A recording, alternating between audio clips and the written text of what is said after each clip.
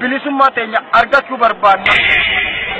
Mootummaa qabna, saba qabna, rooballaa qabna, sabboonaa qabna. Laan nuti aadaa qabna, Oromoo nama tuynu, sanyii biroon tuynu, sabaa sablammoota addaan babaasuu hin qabnu, ni ammanna ilma guddifachaa ka awwaara, ka gudeeda, ka boojuu jenneeti maxxanfachaa sirna dimokiraasiidha. Oromoon har'aa miti duraan harkaa qabdii jechuudha. Ammallee hin tuquun teenyu osoo sanyiin biroo akkasumallee amma ijoolleen osoo nu keessa jiraatte hin tuynu jechuudha nuti. Maaliif aadaaf hin qabne jechuudha. Oromummaaf asitti dhumne malee, Oromummaaf qalamne malee, mee maal balleessine Oromoon nuti? Sultaana isaa wataddaraaf kenne. Wataddari dhayii bichaadha qaray. Waan biroo hin qaraane jechuudha. Xiyyitiidhaan biyya bulchuun hin danda'amu jechuudha. Hafee jira. Sirna dimokiraasii keessan jiru nu amma mirga keenya falmachuudhaaf bakka dubbiin Oromoodha adeemsi bareedaa kun deemutti nu gufachiisuu hin danda'anii ammallee kanaa jecha gadi hin godhannu yaa Oromoo ammallee waamichi nan godhu waraanni Oromoo ta'e ka Itoophiyaa keessa jiru guutuun safuun Oromoo isa haa qabdu yoo rasaasa ilma Oromootti ka darbatu taate.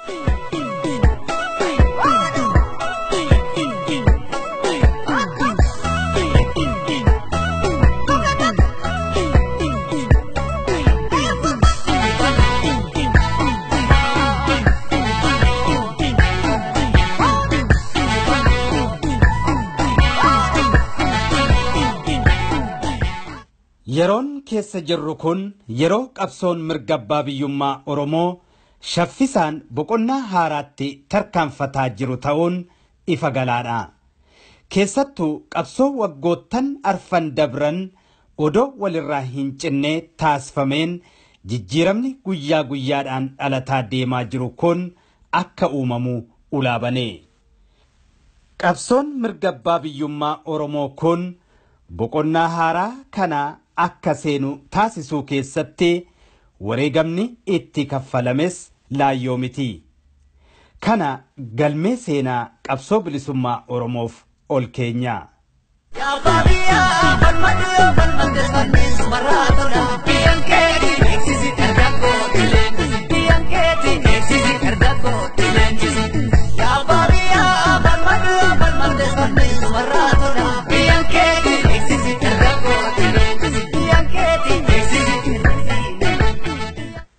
Jijjiirama fiduudhaaf aarsaa kaffaluun dirqama.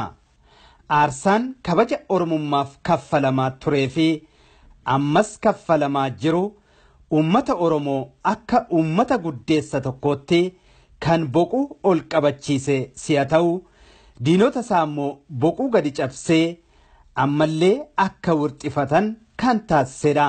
Qabsoon teenya tun yeroo dheeraa qabsoo keessa turte waggaa 50 oli waan kana keessa jirru. Baroota san keessatti injifannoo gurguddaatu argame. Baroonni 1960 hanga 70tti baroota Oromoo baraarsan baroota Oromummaan baduu kaatee bakka baadee deebinee ijaarre reconstruction phase kan jennuun Oromummaan deebitee yeroo itti ijaaramtu turte jechuudha. 80 immoo yeroo Oromummaa ijaaramte tana lafa qabachiisuun ittiin eegalame. Fakkeenyaaf qubeen Haile Fidaan faan Sheemara Shaafaa dalagan sun uummata ittiin barsiisuu lafa jala itti eegalame. Baroota 1980 keessa immoo bakaloo san fuuneeti kootaraa san keessa yeroo itti kaayan 80 kun jechuudha.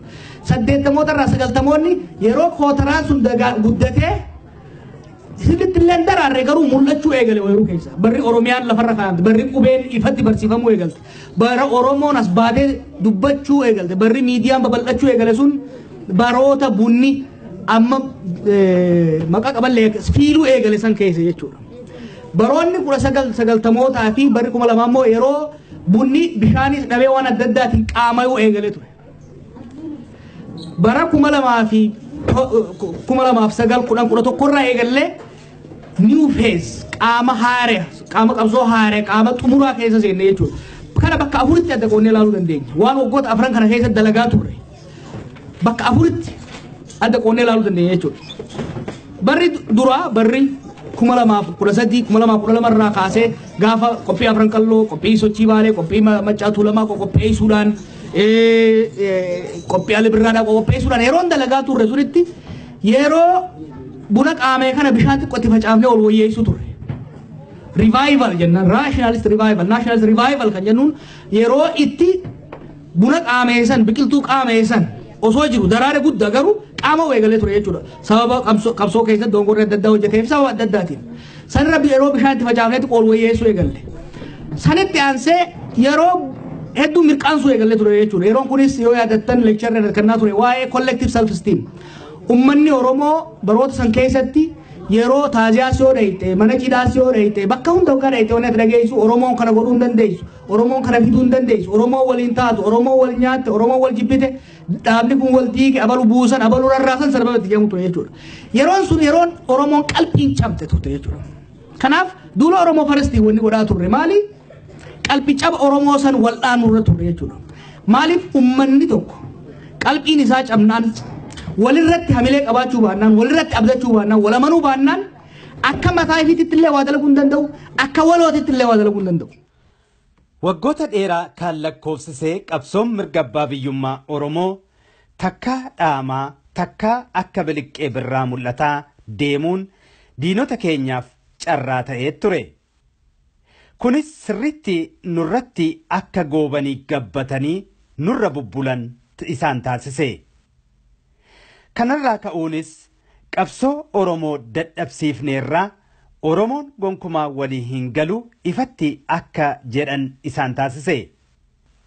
Kanaaf uummata Oromoo akka barbaadanitti saamanii, tuffatanii, buqqisanii, hiyyoomsanii fi dhiitanii bulchuuf murteeffatan. አሁን ይተገበራል ህዝቡ ተዋይቶታል ይጸድቃል ተግባራዊ ይሆናል ይፈጸም አንድ ሰው ይህን ማደናቀፍ ከፈለገ በተለይ ከአስተዳደርና ከሰላም ኃይሎች ደግሞ ልክ ይገባል። haa ta'uti uummanni Oromoos diinaa qeesaatti isa weeraree jumlaadhaan fixuuf aggaammatee ofirraa qolachuudhaaf yeroo ittiin fudhanne. Mormiin bara 2014 karoora maastar pilaanii magaalaa Finfinnee fi godina addaa naannawaa Finfinnee sababa godhachuun magaalaa Amboo fi bakkeewwan muraasatti dhohee waggaa tokko booda jechuun sadaasa 12 bara 2015 akka haaraatti dhohuun guutummaa Oromiyaa waliin gahee. Jalqaba irratti jiraattonni godina Shawaa Lixaa magaalaa Amboo sababa karoora maastar pilaanii kanaan buqqa'iinsa qonnaan bultoota Oromoo naannawaa Finfinnee irratti raawwatamaa jiru waan mormaniif qofa Oromoonni 71 daandii magaalaa Amboo irratti gara jabinaan sirna kanaan ajjeefaman.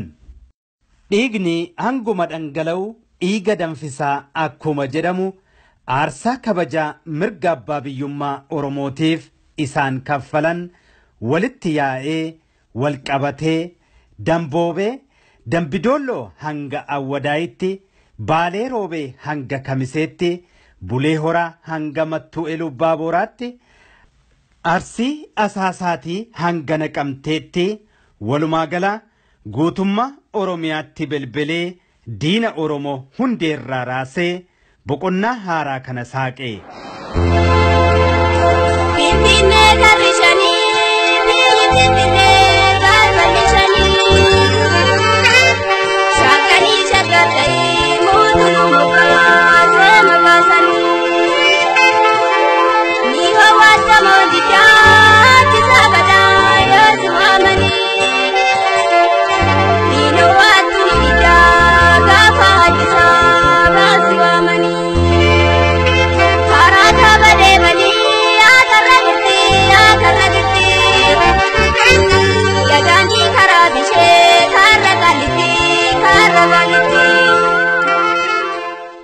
Haaluma kanaan mormiin uummataa kun guutummaa Oromiyaatti itti fufee.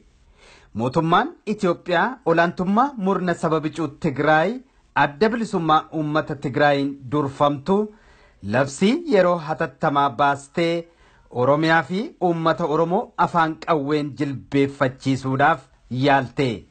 Kunis gonkumaa hin danda'amne.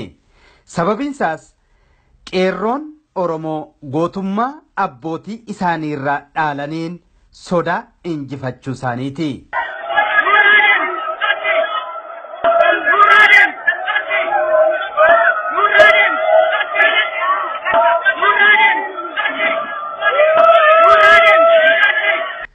Qabsoon mirga abbaa biyyummaa Oromoo kana qofaan hin dhaabbanne. Waggaa tokko keessatti mootummaa olaantummaa saba bicuu Tigraayin durfamuu ifatti diigee. Qondaaltonni adda bilisummaa uummata Tigraayis odoo hin jaalanne as bahanii karaa ergamtuu isaanii muummicha ministeeraa Hayilamaariyaam Dassaalenyiin gaaffiin uummataa sirriidha jedhan. Dogoggorri kan isaanii ta'uu ifatti amananii fudhatan. Kana qofaas miti.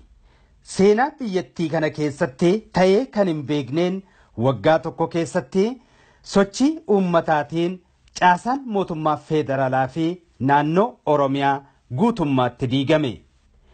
Kanneen ergamtuu TPLF ta'an Muktaar Kadiris yakka sanyii duguuggaa loltoonni sirnichaa uummata Oromoo irratti raawwataniif galatoonfatanis sochii warraaqsaa Oromootiin haxaamanii bahuu jalaa hin miliqne. Xurii seenaa godaannisa hin fayyine ta'ee taruufis dirqame. Ergaa tokkoon dabarsuu barbaadu viidiyoo gara jalaa jirtuuf. Na amana. It is over. Wayyaaneen amma booda deebitee Oromiyaa hin qabattu, Itoophiyaas qabattee turuu hin dandeessu. Kana na amana. It is impossible. Mootummaan sadarkaa kanarra ga'ee deebi'ee turuu hin danda'u. Kanaaf wayyaaneetu deebi'ee garee lammaa kana rukutee deebi'ee tortoraa biraan irratti shuumee ammallee akka kaleessatti uummata Oromoo ajjeesaa isaan jala fiigaa turra warri jettani give up sabrii godha itti hin danda'amu sun sabrii hin danda'amu kanaaf waanin aktivistii Oromoo waan hin ta'eef osoo hin ta'in namni waa qoratu namni waan xiqqoo waan siyaasaa beeku sirriitti isin himuu danda'a it's over kanaaf warri waan akkasii godhaa jirtan warri dantaa Oromoo ammallee dammaquu diddanii dabana yeroo ammatti reefillee dammaqee jira yeroo ammatti bineensallee dammaqee jira. Gadaan Oromoo dhuftee jirti. Yeroo kanatti alagaa jala shulshuluu warri barbaadu rakkoo qabaa jechuudha. Uummanni keenyas warra akkasii saaxiluu qaba. Dura gorfachuudha. Gorfachuu qaba, dammaqfachuu qaba.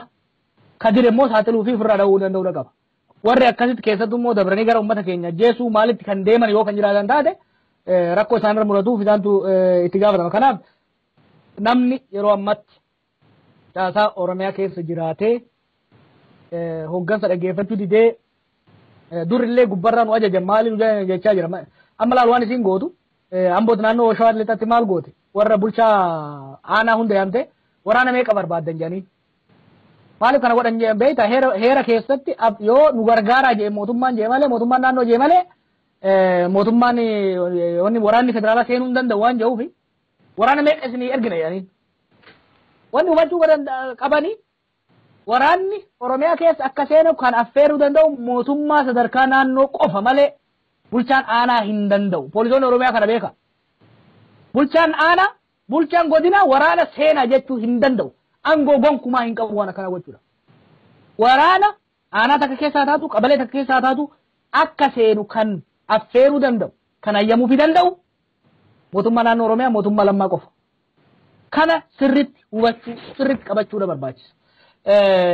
Kana hubachiisa yeroo xiqqoo waa girjee hunda waraanatti bilbiluun waraana maalii godhuun kun sirrii miti kanarra yeroo ammatti waraana ofitti yaamina manguddoo ofitti yaama yoo dargaggoonni dhufanii isin cinqaniihu waraanota wayyaanee yaamurra manguddoo Oromoo ofitti yaama manguddoon Oromoo isinirra dhaabdi kanaaf sadarkaa sanitti wanni godhamu kun bifa saniin deemuu danda'uudha qaba ilmaan Oromoo waraana keessa jiran achuma haa turan hin geenye yeroon nooyyet kana akka dhaggeeffatanii barbaada.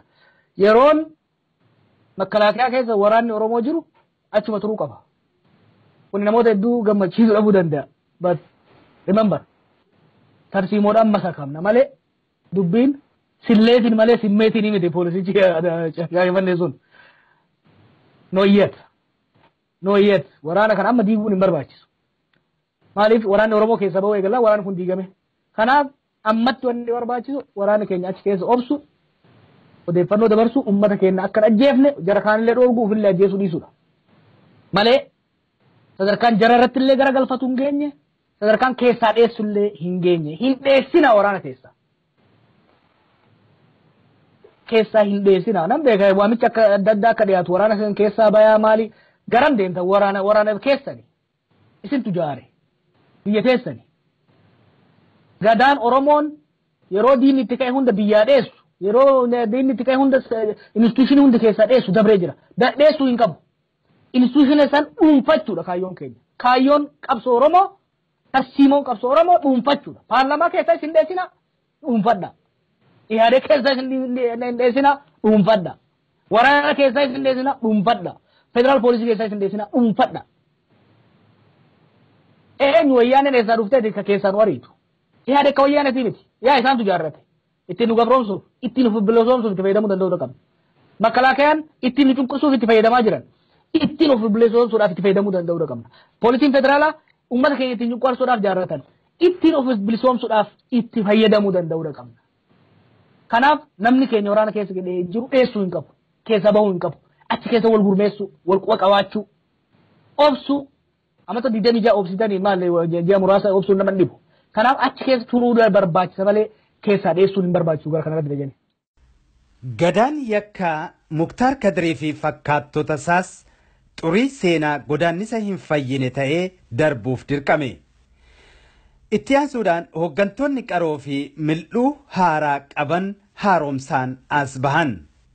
Isaan keessaas pirezidaantii mootummaa naannoo Oromiyaa yeroo ammaa obbo Lammaa Magarsaa fi tuuta isaaniiti. Gooftaa biraa hin qabnu gooftaan keenya uummata Oromoo qofaa jechuun as bahan. Uummata miliyoona 50 qabna bara.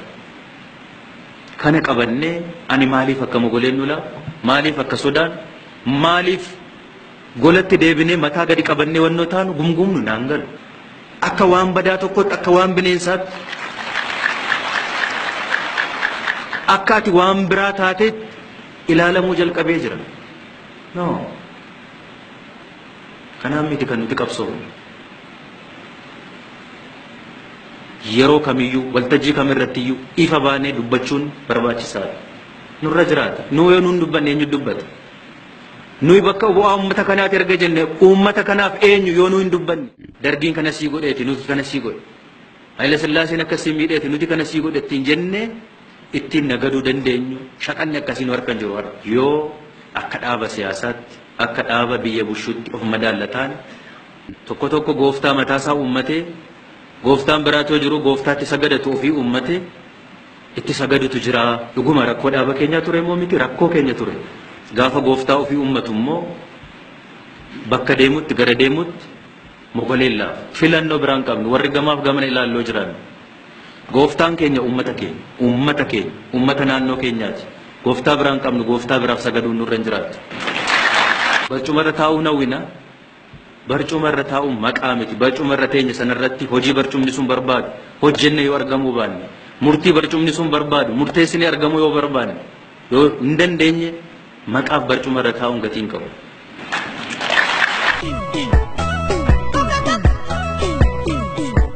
Haga fedhe ani ilaalcha fedhe lammarra haa qabaatu. Haga fedhe. Hamma fedhe ani lammarra ilaalcha haa qabaatu. Ummanni Oromoo lammaa faarsaa jira. Gowwoomeeti kan lammaa faarsu. Kalee abaaraa ture obbidii ummanni. Ajjeesaa ture kalee. Dhagaan ari'aa ture Muktaar fa'a. Maaliif faarsan? Waan isaan barbaadan dubbachuu eegale. Waan isaan barbaadan hojjechaa jira. Poolisiin Oromiyaa kun lafaa ka'eetiin kan nama rukutuu dhiise. Ajaja lammaatiin ajaja hoggansa jiruutiin. Kan ammoo just Jawaar Lammaa waan hin jaalanneef yookiin immoo populaaritii kiyya fudhate jettee dura dhaabbachuu hin qabdu. Waan Oromoodhaa ta'u deeggaruu danda'uudha qabdu. Lammaas haa ta'u abbaa fedhes haa ta'u. Yoo waan doongora dalage doongora jennee walitti hin akkuma walitti himaa jiru kanatti. Yoo immoo karaa sirriirra jiraate hin deeggaru. Ani akka Jawaar Mahaammaditti adoonni latin uummatarraa. Wanni ani barbaadu uummanni kun laffaatii isaa qaarii waggoota 50 wareegama 1000 san bakkaan gahuudha. Uummanni keenya kan qabsaan wayyaanee kuffisuu qofaaf hin irra deddeebi'ee jira yeroo meeqa. Wayyaaneen akeeka qabsoo Oromootiif gufuudha malee gaaraa miti. Wayyaanee eega kuffifnee booda hojii guddaan nu gaafata. Waan sadi gurguddaa qabsaa uummanni Oromoo. Waan sadi gurguddaa. Bilisummaa akka namaatti akka uummataatti. Isiin bulchuu qabeenya ofirratti abbaa ta'uu biyya ofirratti abbaa ta'uu eenyummaa ofiitiin kabajamuudha. Kun immoo hedduu kan murteessu akkaataa nuti taraanzishinii kana maaneej ittiin goonu akkaataa nuti ce'umsa kana akkaataa nuti wayyaana itti kuffifnu hedduu murteessaadha. Oromoon hiree qabdi. Oromoon caasaa arra qabdu kana caasaa amma biyya keessaa qabdu kana biirokraasii Oromiyaa kana qabaachuun abdii guddaa nuu kenna. Amma dura dubbadhe bara 1974 yeroo uummanni Oromootiif uummanni kun kaanii Haayile Sillaasee garagalchan Haayile Fidaafaa hoggaa biyya galchan nam 1,200 qofa argatan nama kutaa 10 bira darbe. Nama diploomaa maal qabu. Saniin waan akka gochuu hin dandeenye. Bara 1991 yeroo jijjiiramni kun dhufe waa jijjiirama guddaa dhufe. Mootummaa ta'ee taanee bahuu hin dandeenye. Maaliif? We did not have bureaucracy. Bureaucracy hin qabnu. Sirna hin qabnu. Caasaan hin turre. Muuxannoon of bulchuudha. Gubbaa walirraa nyaachuu barachuunu rent collection itself is part of nation building. Har'a Oromiyaa qabna. Bureaucracy qabna. Caasaa qabna. Caasaan kun tikfamuudha qaba. Caasaan Oromiyaa kun tikfamuudha qaba. Sirni amma jiru kun tikfamuudha qaba.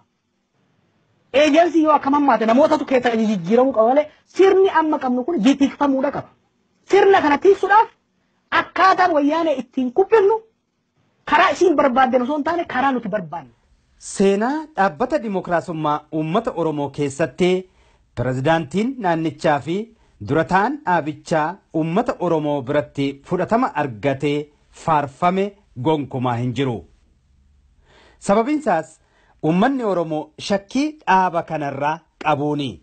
Dhaabni kun haalli itti hundeeffamee fi kaayyoon itti hundeeffame waan beekamuuf. Uummata isaanii dhagahanii aantummaadhaan fedhii fi faayidaa uummata Oromoo kabachiisuuf socho'uuf murtee isaan irra gahan fudhatama amma mul'ataa jiru kana akka argatan isaan taasiseera.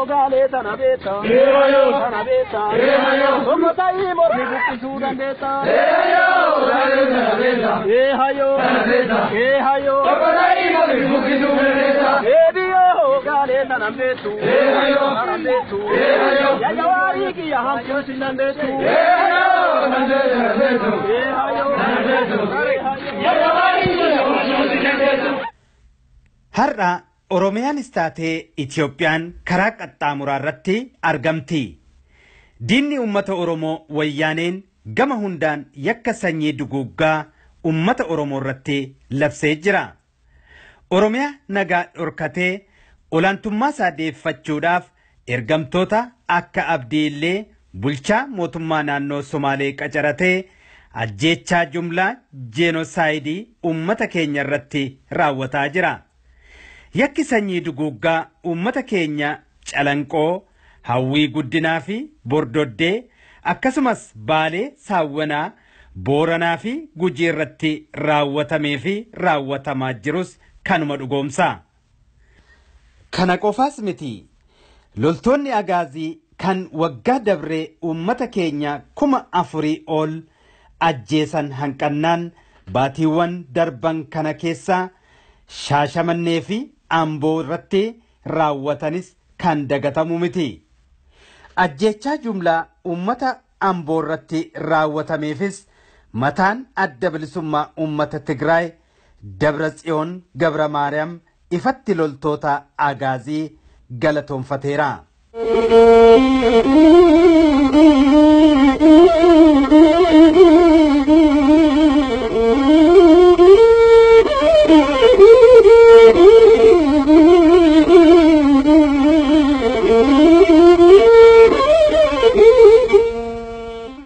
Imaammata addaan qoqqoodanii bituun umurii bittaa isaanii dheereffachuu kan yaalaa jiran wayyaanonni uummata keenya saboota biroon akka nagaa waliin hin jiraannee fi walitti hin dhufne gufuu uumaa turanis burkutaa'eera.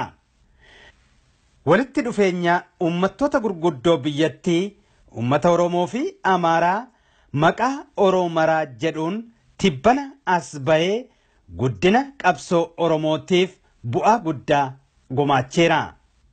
Kun ammas cimee itti fufuu qaba. Adeemsa keessaa guddinaa fi bu'aa qabsoon Oromoo wayita ammaa argamsiise keessaa tokkummaadha. Tokkummaan yeroo dhiphinaa fi rakkinaa keessa uumame gara injifannootti nama ceesisa. Sababni cunqurfamuu keenya, sababni bitamuu keenya, sababni gabroomuu keenya gita bittoota duwwaa miti.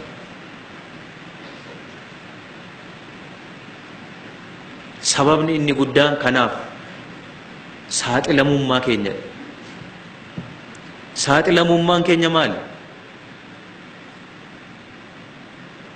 Bittinnaadha. Dhimma kana lamaan warra bittinnoofne turre waan taaneef, warra beekumsa hin qabne waan taaneef, warra haxxootaaf diinota keenyaaf saaxilamne bakkee keessatti simanne waan taaneef gabroomne bara dheeraadhaaf. Warra kaan abaaruun duratti rakkoon nu keessa ture, rakkoon nu bira ture maali?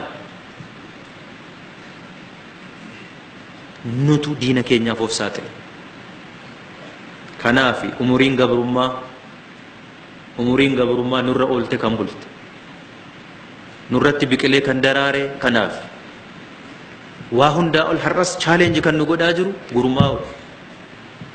gurmaa dharralle hojii manaa guddaa saba kanaaf ummata kanaaf har'alle challenge kan nu godhaa jiru tokko ta'uudha gurmaa'u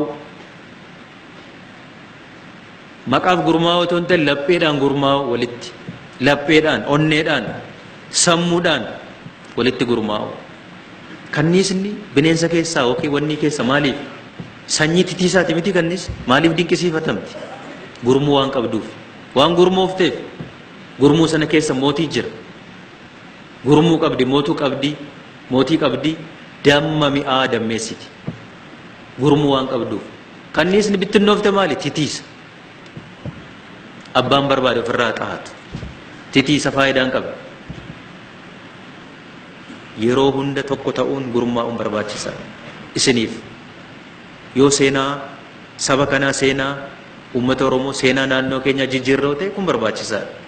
Wayyaaneen olaantummaa ishii kaleessaa harkaa waan kufeef bineensa madaa'e taatee jirti. Bineensi madaa'e immoo akkuma dhadhaatu wayyaaneenis kana keessatti argamti. Tokkummaa fi waldhageettiin uummata keenya gidduutti dagaaguunsaa kufaatii ishii akka shaffisiisu waan hubatteef danqaalee hedduu uumaa jirti. Haaluma kanaan tibbanaa lammiilee keenya 700,000 ol ta'an naannoo Sumaalee keessaa gara jabinaan buqqifaman qubachiisuudhaaf uummanni Oromoo keessaa fi alaan wayita tokkummaan tattaafataa jiran kanatti dhimma maaster pilaanii Finfinnee qottee ol baasuudhaaf uummata Oromoo uummata biroodhaan walitti buusuuf yaaliin gootee harkatti fashalaa'eera.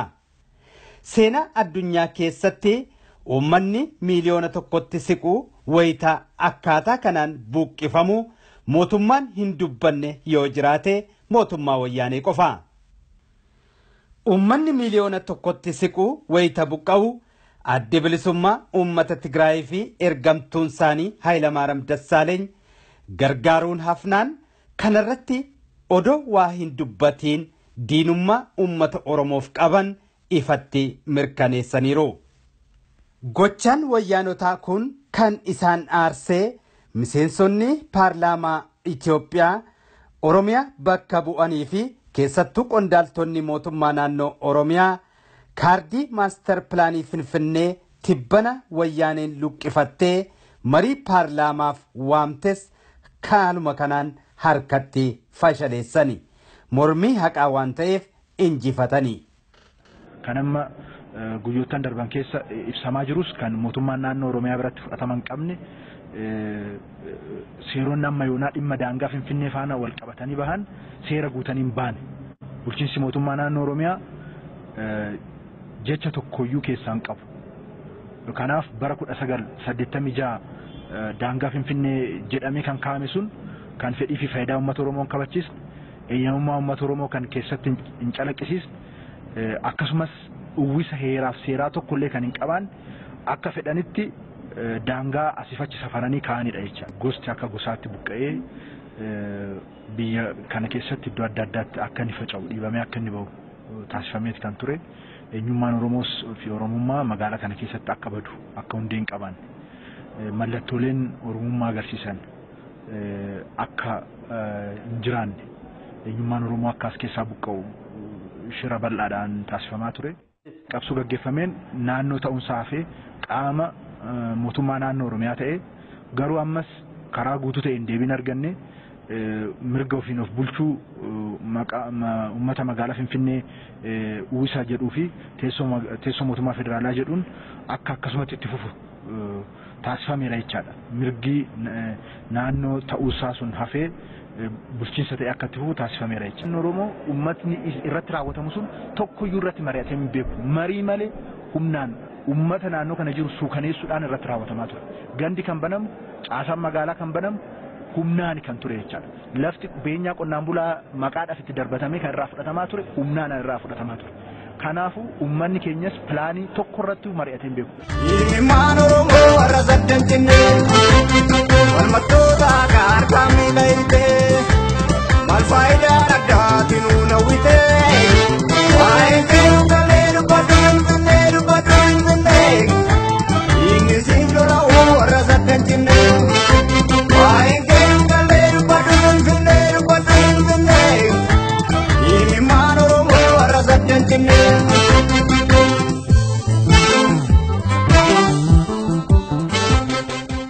Walumaa gala uummanni Oromoo tokkummaasaa jabeeffatee qabsoo mirga abbaa biyyummaa hadhaawaa wareegama qaqqaalii itti kaffalee taasisaa jiru kanatti xumura gochuu qaba. Hawaasa Oromoo biyya keessaa fi alaarraas kan eegamu wal dhaga'uu fi wal hubannoodhaan qabsoosaa gama hundaan utubuudha. Waggoota 27 olaantummaan saba bicuu Tigraay adda bilisummaa uummata Tigraayiin yakki raawwatamaa turee fi ammas raawwatamaa jiru dhabamsiifamuu qaba. Caasaan raayyaa waraanaa fi tika biyyattiis olaantummaa adda bilisummaa uummata Tigraayiin qabame ifatti diigamuu qaba. Mirgi namoomaa fi diimokiraasii kabajamee hidhamtoonni siyaasaa Oromoo marti haal duree tokko malee hiikamuu qaban. Oromiyaan mirga ofiin of bulchuu akkasumas fedhii fi faayidaa uummattoota biyyattii irratti hundaa'uudhaan waloon sirna federaalizimii dhugaa diriiree nagaan waaraa biyyattii keessatti bu'ee bilisummaadhaan hundumtuu kan itti jiraatu sirni mootummaa haaraa kan qaama hundaa hirmaachise uumamuu qaba. Kana dhugoomsuudhaafis wayita ammaa hireen kun ummata Oromoo harka jira.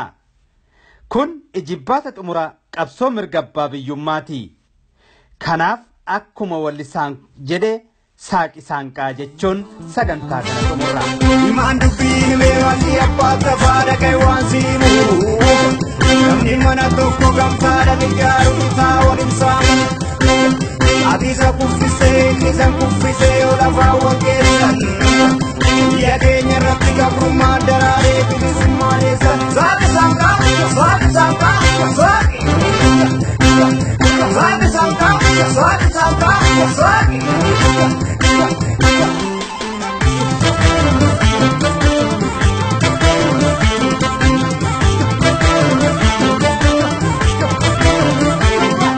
Osoo manni daajaratti gamoo ta'e wadaroo nambuu akka bitaa wadaroo nambuu akka bitaa silaa manni daa isaanii lafa jalaan gamtaan barbachuu qabaata qabsoo Oromoo qabaata osoo manni daa Oromoo gadi qabeen baramaa mooffatanii ture waan aleettan goosan ture hidhaama jechaan Oromoo gadi qabu bakka seentan arguu jajjabee warra dhiiga Oromoo sirbina keessi keenya madaa ijjiimi maani mormaa ragadaa dhumee sirbina keessi keenya madaa ijjiimi maani mormaa ragadaa saaqi saaqaa saaqi saaqaa saaqi saaqi saaqaa saaqi saaqaa saaqi.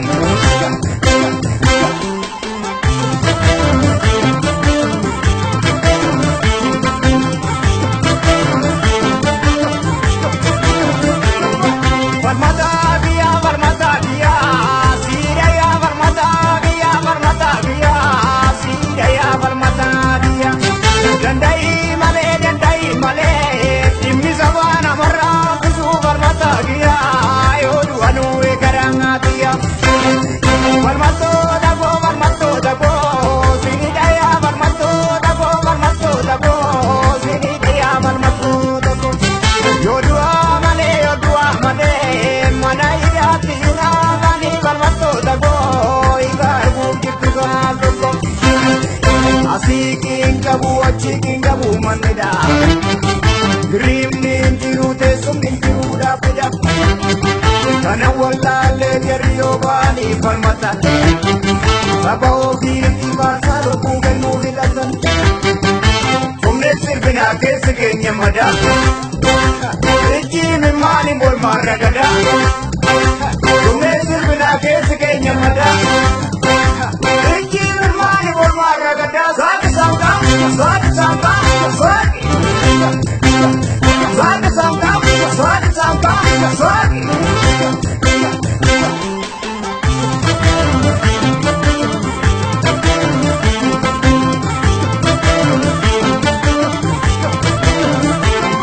Barmata kia, siraya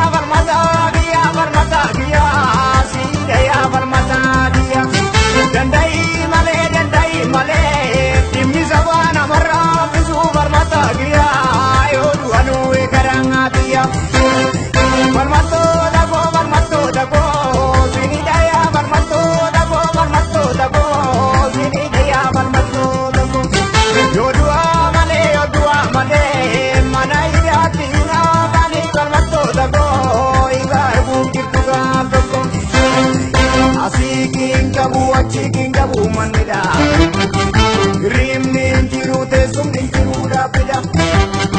Kana wallaalee gariyoo baanii falmatan.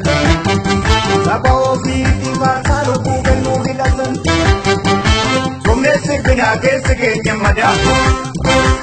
Ejjiimi maali mormaa ragadaa. Sumneessi binaa keessa keenya madaa. Ejjiimi maali mormaa ragadaa. Saaki saamtaa, saaki saamtaa, saaki. Saaki saamtaa, saaki saamtaa, saaki.